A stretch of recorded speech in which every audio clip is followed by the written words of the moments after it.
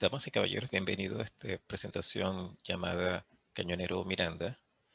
El objetivo de esta presentación es mostrar de una manera amena e informal toda la información recabada durante muchos años de investigación de este cañonero que fue un buque icónico de nuestra Armada venezolana desde finales del siglo XIX y mediados del siglo XX. Se presentarán datos técnicos, especificaciones técnicas, armamento, anécdotas, personajes importantes sobre la vida, durante la vida operativa de este buque, como ya les comenté, icónico de nuestra Armada. Antes de comenzar la presentación, quisiera, valga la redundancia, presentarme a mí mismo. Mi nombre es Félix Blanco, soy entusiasta de la historia náutica y aeronáutica hispanoamericana.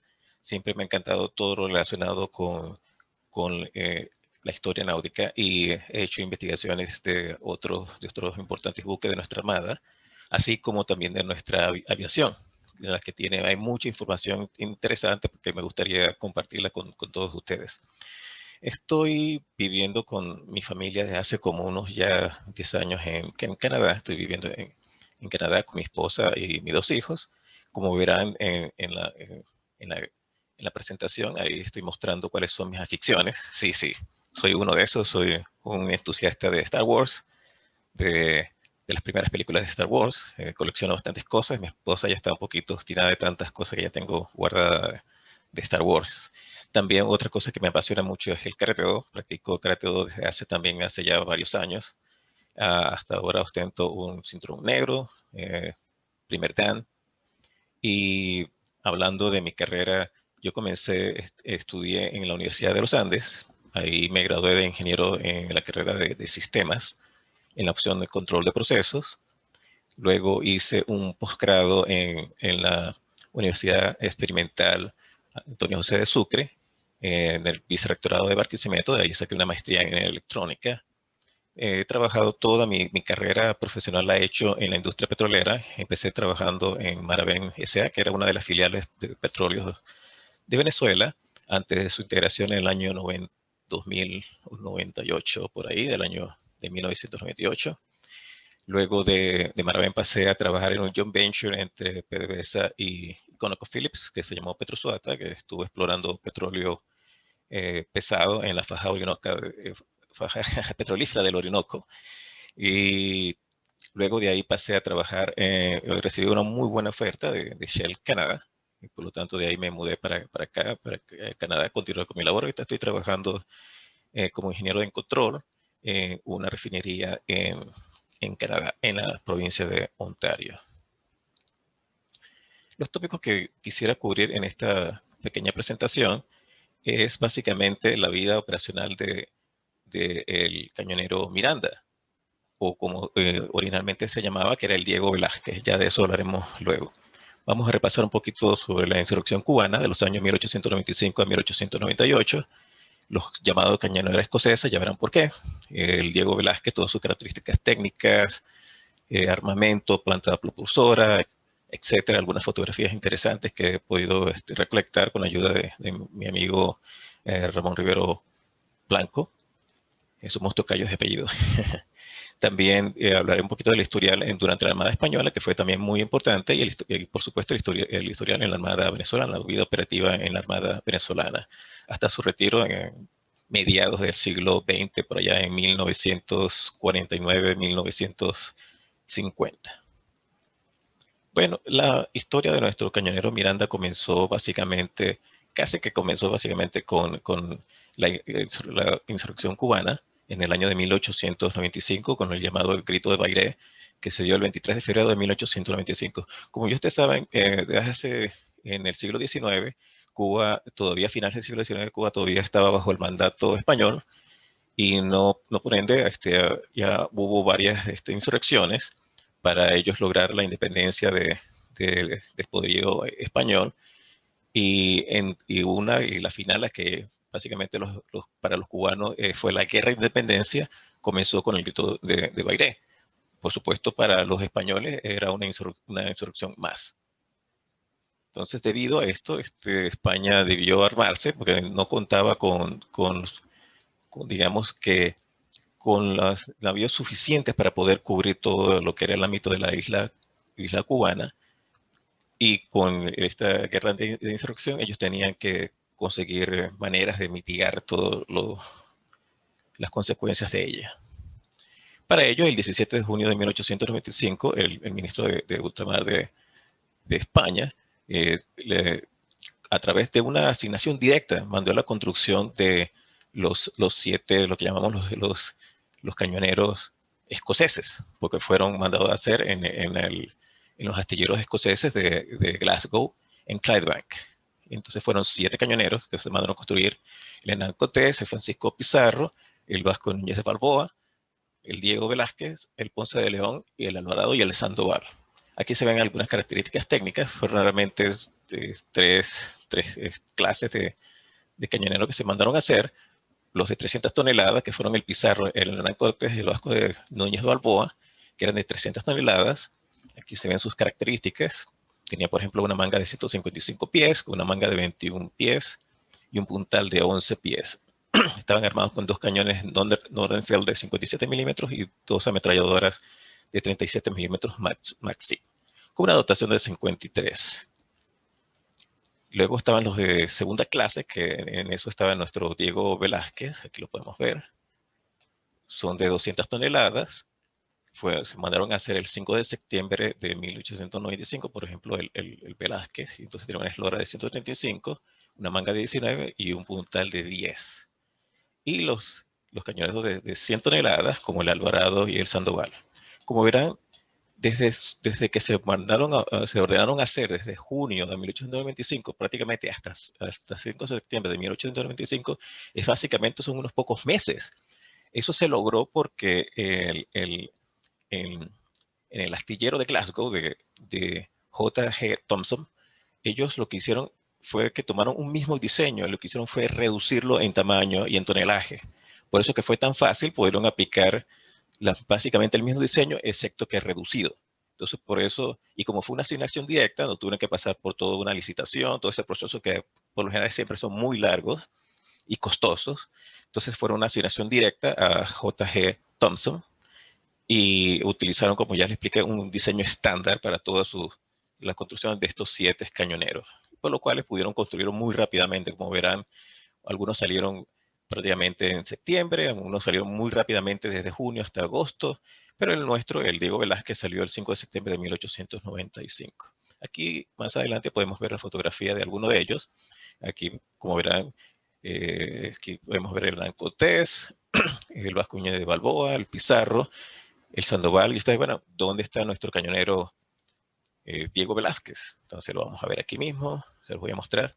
Aquí se ve un dibujo muy hermoso realizado por mi amigo Santiago Caro, todos los créditos a él. Este dibujo lo pueden encontrar en su libro Escoceses en la Armada, Los Cañoneros de Glasgow, que él publicó. Y si desea una copia, por favor, comuníquese con él. Él es miembro de nuestro grupo de Historia Náutica de Venezuela. Como verán, este es un cañonero. Como verán, la línea es una línea hermosa, me encanta. Aquí se puede notar su espolón de proa.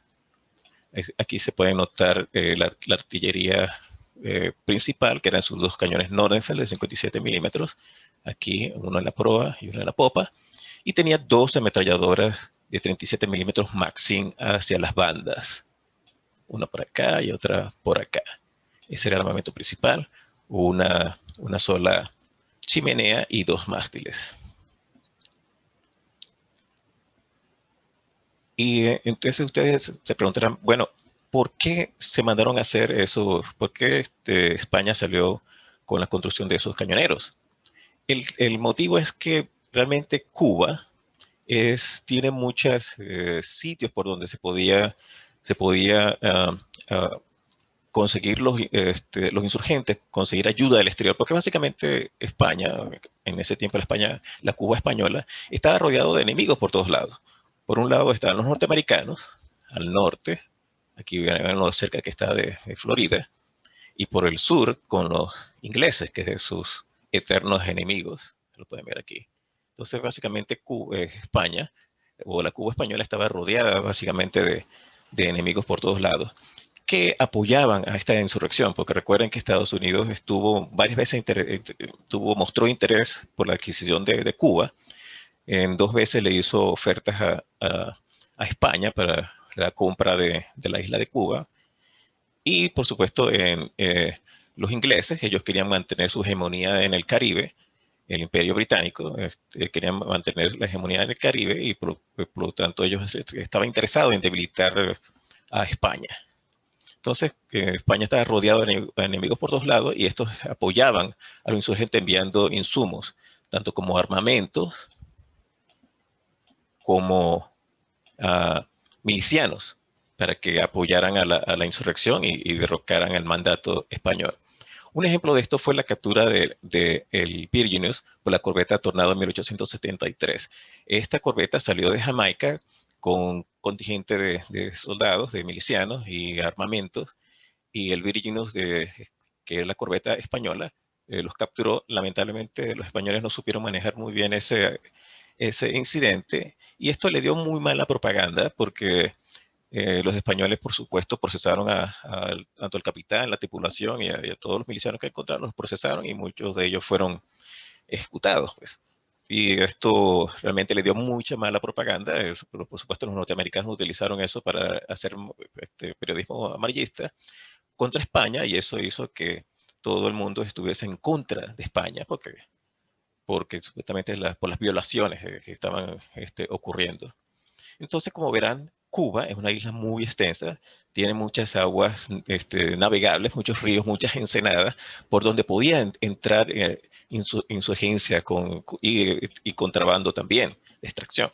Y, de, y entonces, aquí solamente pueden ver los apresamientos que hicieron los españoles de expediciones insurrectas en el año de 1896. Como verán, todos estos puntitos que se muestran aquí fueron capturas hechas por los españoles de todos estos intentos de traer armamento para los insurgentes. Como verán por aquí, en alguna parte van a ver este dibujo que en una de las capturas fue hecha por el Galicia, del cual hablaremos después un poco. Como ya ustedes sabrán, el Galicia es el que se iba a llamar en el futuro el torpedero Bolívar de nuestra armada venezolana también.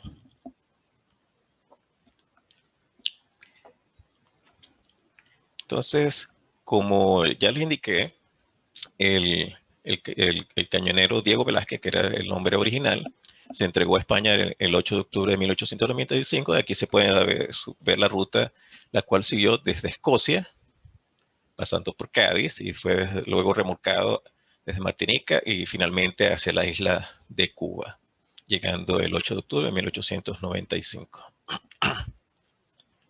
Rápidamente, todos estos cañoneros fueron puestos en servicio y aquí voy a leer un poquito cuáles eran las misiones de estos cañoneros en este tiempo de la insurgencia cubana. Básicamente era escolta de convoys, de provisiones, principalmente durante la guerra de los Estados Unidos, de la cual hablaremos un poquito más adelante, cumpliendo también servicios de vigilancia y protección de campos de minas marinas, también durante la guerra contra Estados Unidos, vigilancia en aguas someras y fluviales de operaciones de guardacostas y de contrainsurgencia, básicamente de contrainsurgencia. Vigilancia de costas para detener naves sospechosas de traer personal y abastecimiento para los insurrectos. Operaciones anfibias, cooperando con el ejército, básicamente cañoneando posiciones enemigas en las costas. Interceptar comunicación naval de los insurrectos con el exterior y cañoneo de posiciones enemigas en las costas. Como verán, básicamente el peso que tenía de las misiones que tenían estos cañoneros es básicamente detener cualquier ayuda que pudieran recibir los insurrectos básicamente del exterior, tanto de Estados Unidos como de Inglaterra y de otras naciones. Inclusive, por supuesto, en esos tiempos todavía estaba muy fresco en las mentes de las personas, las guerras de independencia y, por supuesto, ya querían que cesara toda intervención española en las Américas.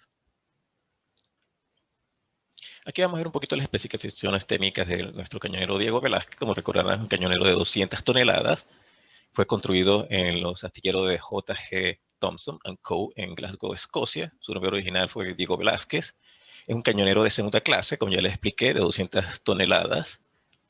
Fue votado el 7 de septiembre de 1895 y fue dado en alta en la Armada Española en el 8 de octubre de 1895.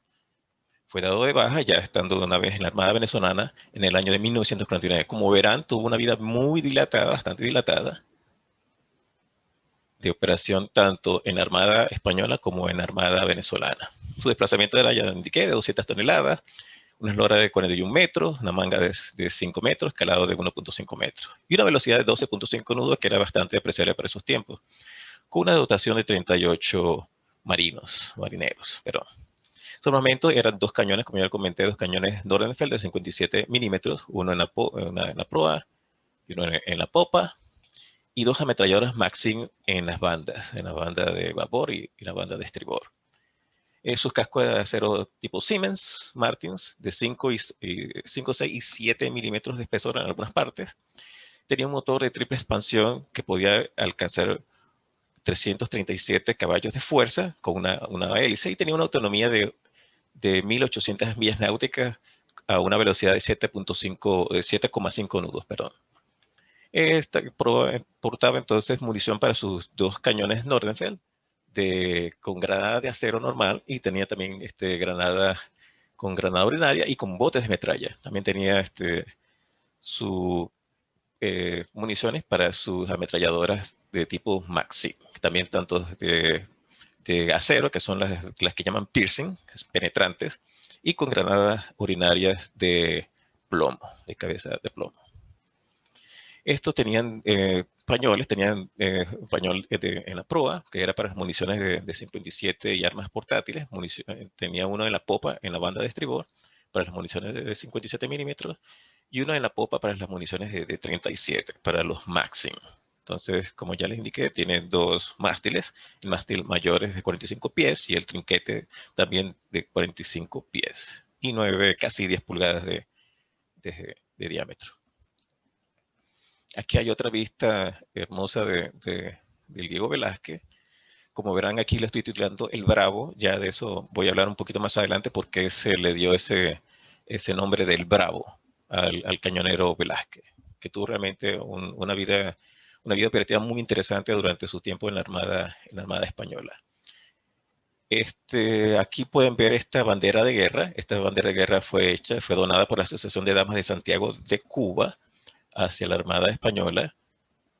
Y aquí pueden ver el sello oficial que se utilizó durante su tiempo en la Armada Española. Entonces, como verán, las líneas son unas líneas hermosas. Aquí se pueden ver que tiene una sola hélice. Aquí se puede ver su cañón Nordenfeldt de 57 milímetros. Como verán, los cañones estaban sobre una especie de plataforma que le daba un poquito más rango a los cañones. De eso hablaremos un poco más tarde, porque eso cambió un poco durante su tiempo operativo en la Armada venezolana. Aquí está el puente de mando del cañonero y aquí está el otro cañón en la proa. Y aquí pueden ver hacia las bandas, pueden ver las ametralladoras Maxim. Básicamente las ametralladoras Maxim, básicamente eso para uso antipersonal. Ya cuando estaban cerca era para arrasar la superficie, las cubiertas, perdón, de otros buques cuando ya estuviesen lo suficientemente cerca. Como ya les indiqué, también tiene una sola chimenea y los dos mástiles, el mayor y el trinquete. De eso los conocedores en el área náutica pueden hablar mejor que yo. También este dibujo los extraje del libro de Escoceses en la Armada de mi estimado amigo Santiago Car Gutiérrez, el cual pueden adquirir. Este es un libro muy bueno, tiene bastantes ilustraciones, todo el detalle técnico, histórico sobre el cañonero Diego Velázquez, tanto en la Armada Española como la venezolana. Vamos a ver un poquito de lo que era el cañón Nordenfeldt. El fabricante de este Nordenfeldt de 57 milímetros es un cañón del tipo de tiro rápido. De ahí viene esta QIF, que significa Quick Firing. Es de 57 milímetros, fue construido por la Northern Guns and Ammunition Company en Inglaterra. Era el modelo de 6 libras, ya vemos por qué el nombre de 6 libras. Recuerden que los ingleses clasificaban sus cañones por el peso de la granada más que por otras especificaciones. Entonces, en este caso, el peso de su granada es de 6 libras. El peso total es de 342 Y la longitud del cañón es básicamente casi 2,5 metros, con un calibre de 57 milímetros, y el peso de la vara de 2,72. El rango efectivo son 4.000 a 5.000 metros, es bastante realmente. No tenía elevación, básicamente la elevación era fija, no se podía ajustar, pero tenía un giro transversal de 360 grados que era bastante amplio, porque tenía que cubrir tanto al frente como hacia los lados. Entonces la cadencia es bastante interesante, desde 10 a 15 rondas por minuto, lo cual es bastante en aquellos tiempos. La velocidad de la granada al salir es de 554 metros por segundo. Y estuvo en servicio por muchos años, básicamente desde 1895, que fue cuando se introdujeron este tipo de cañones, hasta casi hasta finales de la Primera Guerra Mundial. Y necesitaba 4 servidores para ser operado este tipo de cañón. Aquí en este dibujo se pueden ver los diferentes tipos de granadas. Están las granadas de tipo penetrante, están las granadas de tipo ordinaria, que son básicamente hechas de plomo, simplemente para producir el mayor daño posible en la infraestructura. Y las penetrantes, que es para poder dañar lo que era maquinaria, calderas, motores, etcétera. Y tenemos aquí las de granada, que consistían en una botella con bolas de metal que al estallar básicamente era para uso antipersonal. Me imagino que era para arrasar las cubiertas de los otros buques cuando explotara cerca de sus cubiertas. Aquí en esta fotografía se puede ver el daño producido por estos cañones, porque que aquí se ve, pareciera que es algo que es pequeño, que no es muy importante, pero sí, sí. Estos fueron los daños producidos durante una batalla en el que el Antonio López, que era un buque español, contra el USS Winslow. Como verán, esta es la torre de mando del Winslow, y se pueden ver los daños producidos por este cañón de 57 milímetros Nordenfeld. Por supuesto, me imagino que entraron por atrás, y me imagino que el que estaba metido en ese momento en la torre de mando a lo mejor salió seriamente lastimado. Aquí se puede también ver otro daño ocasionado por este tipo de cañón. O sea que es un cañón que era de tener de cuidado, pues.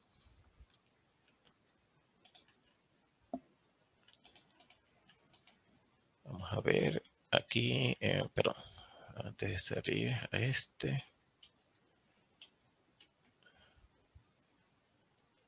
aquí quiero mostrarle en esta, vamos a ver si lo podemos ver. Mentalmente, aquí está. Aquí se puede ver la operación de un cañón Nordenfeld reconstruido. Vamos a ver cómo, son unos pocos minutos. Aquí le voy a pedir un poquito de paciencia para que vean cómo funciona y cómo quedó. Esto fue un cañón recuperado después de la guerra contra España. Estados Unidos se quedó, por supuesto, capturó varios barcos españoles. Entre esos tenían, por supuesto, están armados con este tipo de cañón. Entonces aquí pueden ver el proceso de restauración de uno de esos cañones. Como verán, el estado estaba bastante malo, y ellos pudieron restaurarlo para llevarlo a su forma prácticamente original. Aquí se puede ver, básicamente tenía casi todas las piezas, según entiendo, muchas piezas tuvieron que ser maquinadas desde cero, porque no estaban disponibles. Entonces ahorita van a ver cómo quedó después del proceso de restauración. ¿Ven? Bellísimo. Aquí está la placa de protección para los servidores que la operaban contra armamento liviano. Aquí se puede ver la cámara donde se pone la munición. Aquí se puede ver el ánima rayada del cañón. Y vamos a adelantarlo un poquito para ver cómo se opera.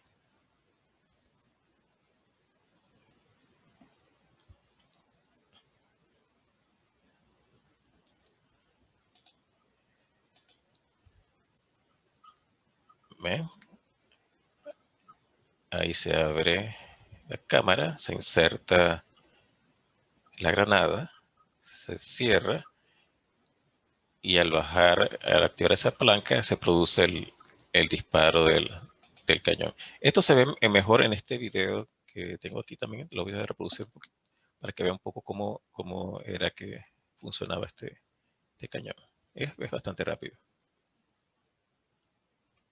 Aquí está sin el paracasco, para que se pueda notar completamente cómo funciona. Aquí se ve esta palanca, era la que accionaba, abría la cámara, se insertaba la granada y a la vez producía el disparo. Pero ya vamos a ver cómo funciona. Ahí está, abre la cámara, sale la granada, se inserta la nueva, se sigue y se produce el disparo. Entonces, bueno, solamente quería mostrarles eso para que vean cómo superar. Y por eso que tenía una cadencia tan importante de 10 a 15 rondas por minuto, lo cual es considerable. Otro del armamento que también poseía el cañonero Diego Velázquez eran que tenía dos ametralladoras Maxim de 37 milímetros, llamadas por los ingleses pom-pom. Esto es por el sonido que hacían al ser accionadas. Recuerden que, como ya les comenté antes, los ingleses clasificaban la artillería en base al peso de su granada. En este caso, ellos la llamaban de 1 libra, mientras en el lado español era una Maxim de 37 milímetros. Para los ingleses era una Maxim de 1 libra por el peso de la bala. Entonces, el fabricante de la Vickers Maxim en Inglaterra era básicamente para uso naval originalmente, después se utilizó para uso, aunque no lo crean, antiaéreo, pero durante la Primera Guerra Mundial, pero su uso original era para uso naval. El peso del cañón es 186 kilogramos, la longitud del cañón son 2.1 metros, calibre 37, el peso de la bala es 0.7, que es básicamente el peso de 1 libra. La elevación en este caso sí es ajustable. Se puede ver que aquí se puede, con este mecanismo, se puede ajustar la elevación de la ametralladora. Y transversal podía girar con 270 grados, lo cual es importante. Y una cadencia de 200 rondas por minuto, lo cual es bastante. Y un rango efectivo de prácticamente 1 kilómetro. Entonces aquí se puede ver el porta. Aquí tenía la cinta con las balas y el portacinta. Aquí se puede ver un poquito más el detalle de cómo se ajusta la elevación. Aquí se puede ver una ametralladora instalada y como verán es para uso naval. Y vamos a ver un poco más adelante la operación de ella. Aquí vamos a ver aquí rápidamente cómo se opera.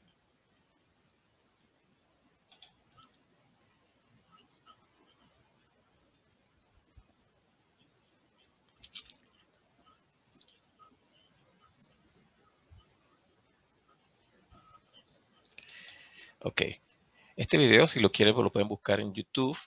Es muy bueno, aquí hablan varias especificaciones técnicas de esta ametralladora, lo que lo pueden ver. Pero lo que quiero que vean es cómo se usaba aquí puede ver, se estaba utilizando para antiaéreo. Lo ven por elevación, se ve que es para uso antiaéreo. Esto fue durante la Primera Guerra Mundial.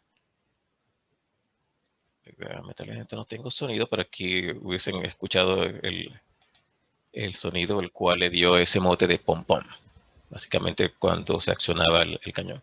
Entonces, bueno, como ya le indiqué, el Diego Velázquez poseía dos ametralladoras Maxim en ambas bandas. Vamos a pasar ahora a la propulsión que utilizaba el cañonero. Tenía una caldera de tipo cilíndrica, de tipo cilíndrica, era el tipo Scotch, si más no me equivoco, con una presión máxima de 160 libras, que era una de las desventajas de este tipo de calderas, de las calderas de tipo cilíndricas. Una de las desventajas es la baja presión que podía manejar.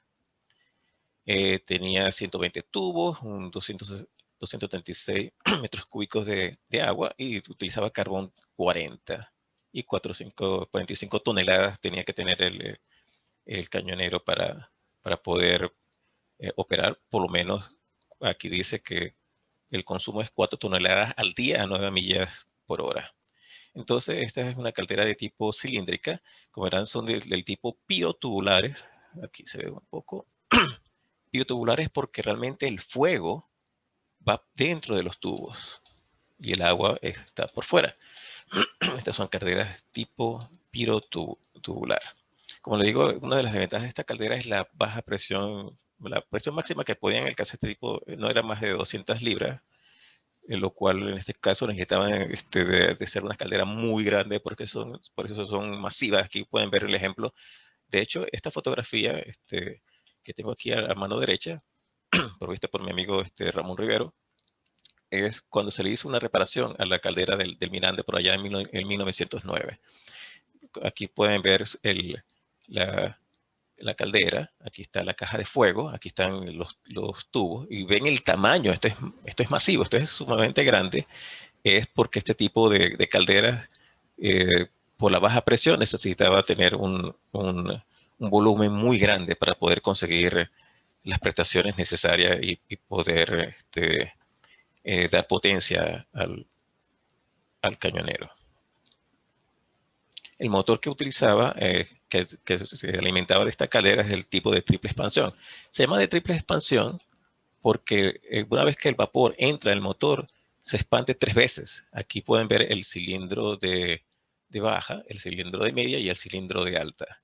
O sea que en este tipo de sistema, básicamente se trata de sacarle hasta la última libra de presión de energía que pueda contener el vapor para poder accionar el motor. En este caso pueden ver como la conexión con el cigüeñal y que una vez estaba conectado el crankshaft hacia la hélice. Entonces, como verán, se podía conseguir una potencia de 346 caballos de fuerza y con unas revoluciones 269 a tiro natural, ND significa Natural Draft, o 336 con tiro forzado. El diámetro del de alta era de 8, el de media de 13 y el de baja de 20. O sea que entre más alta la presión, más bajo el diámetro. Eso es para aprovechar, optimizar el uso del vapor. Aquí verán el cañonero tenía una sola hélice propulsora. Su material era de bronce manganeso, tenía 4 alas. Aquí lo podemos ver en este dibujo. De una de las veces cuando el cañonero Miranda estuvo en el dique flotante en el año 1808. Aquí se pueden operar y se pueden observar y tienen las 4 alas y un diámetro de 5 a 9 pulgadas. Y bueno, como si las cosas estaban difíciles para los españoles tratando de contener la insurrección cubana, nos encontramos que el día del 21 de abril hasta el 10 de diciembre de 1898 se produjo lo que se llamó la Guerra Hispano-Estadounidense, que empezó con la explosión y hundimiento del USS Maine en la bahía de La Habana el 15 de febrero de 1898. Cuando esto ocurrió, los Estados Unidos, tratando de imponer un poquito su permiso, de imponer su hegemonía en el Caribe, envió el USS Maine a la bahía de La Habana, un poquito para intimidar a los españoles, siempre con la excusa de que ellos tenían que estar ahí para proteger sus intereses y los intereses de sus ciudadanos norteamericanos que vivían en la isla de Cuba. Pero entonces este día, el 15 de febrero de 1898, se produjo una explosión en el USS Maine, en la cual murieron varios de sus marinos. Este, este crucero se hundió y esta fue la excusa que utilizó los Estados Unidos. Hay muchas teorías conspirativas en que dice que fue realmente, como siempre, que esto fue realizado por los mismos norteamericanos para tener una excusa para entrar en guerra con España. Por supuesto, los Estados Unidos le echaron la culpa a los españoles, dijeron que la explosión había sido producida por el impacto de un torpedo por parte de los españoles. Luego que la guerra finalizó, se hizo una investigación, pudieron, de alguna manera, les construyeron un dique alrededor del pecio de este crucero y hicieron investigación y se vio de que realmente la explosión se produjo por un defecto que tenía en los pañoles de pólvora, que tenía varios puntos calientes y esto produjo una explosión. Eso se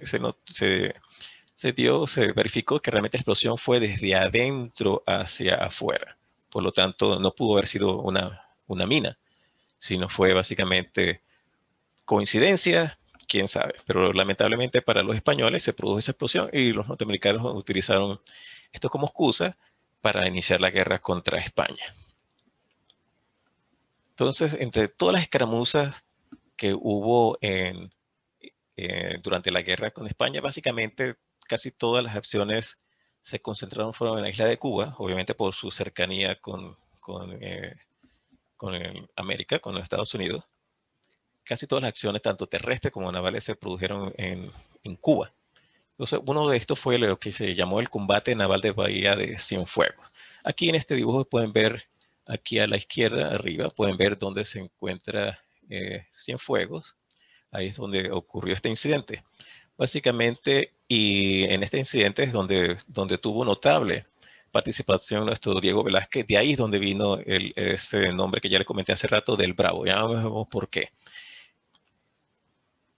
En ese día, los Estados Unidos estaban por la casa del vapor Purísima Concepción. Aquí lo podemos ver abajo. Ups, perdón. Aquí, el Purísima Concepción, que era un vapor que trataba de llevar pertrechos para los españoles. Este vapor tiene una historia muy interesante, les recomiendo que la investiguen después y la lean, porque varias veces escapó del cerco norteamericano.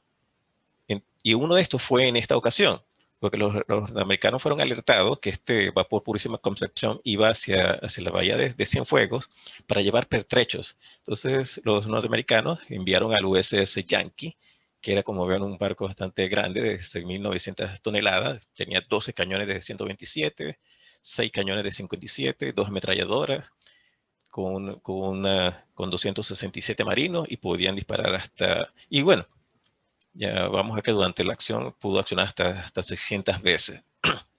Entonces, ese día, a los españoles se les informó que venía también el María Purísima Concepción y ordenaron al teniente Juan de Carranza, que era el comandante del Diego Sandoval en ese momento, para que saliera y escoltara a este buque para llevarlo a puerto y evitar y protegerlo de los norteamericanos. Los norteamericanos estuvieron alertados, como ya saben, entonces enviaron al USS Yankee. Entonces lo que ocurrió fue que el Purísima Concepción también se enteró de que el USS Yankee estaba en su casa. Entonces lo que hizo es que no se dirigió hacia la bahía de Cienfuegos, sino que fue a buscar otro puerto en otra parte.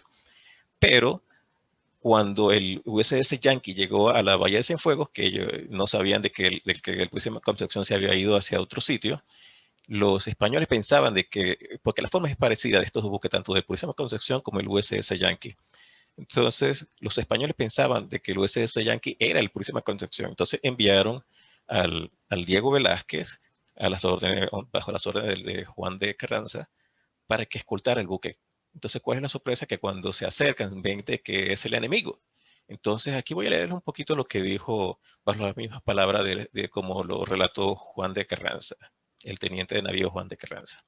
Y dice, al ver que no hacía por el cañonero no izaba bandera, refiriéndose al USS Yankee, y seguía su rumbo en el que generalmente cruzaban los enemigos, o sea, ya sospechando un poco de que no eran españoles definitivamente, comprendí que no era un buque amigo, pero francamente los sinsabores y amarguras que habían pasado en las operaciones, desde la rotura de hostilidades contra Estados Unidos, por supuesto, me hacían desear vivamente tener ocasión de batirme con el enemigo, lamentando no mandar un buque más apropiado, sobre todo que tuviese torpedo.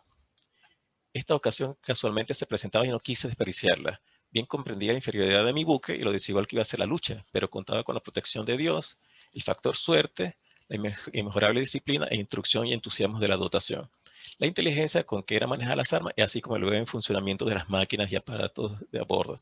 Bueno, entonces, en esto, una vez que el Diego Velázquez estuvo cerca del Yankee, se produjo un cañoneo entre los dos, como entre estos dos buques. El USS Yankee recibió varios impactos.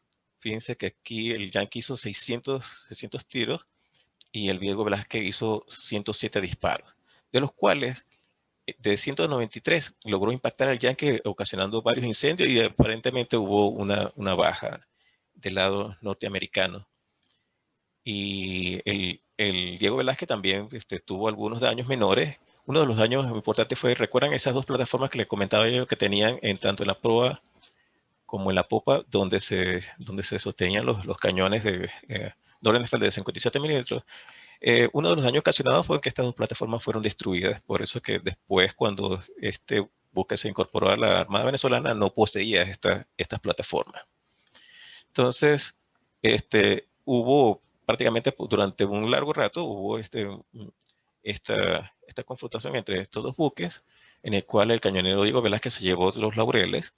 El UCS Yankee tuvo que retirarse con algunos daños y una baja, y de hecho los norteamericanos, un poco para excusar por qué habían sido vencidos por un barco, ellos decían de que ellos se habían enfrentado a un barco más grande. De hecho, ellos pensaban que estaban enfrentando al Galicia, que en su futuro va a ser nuestro torpedero Bolívar.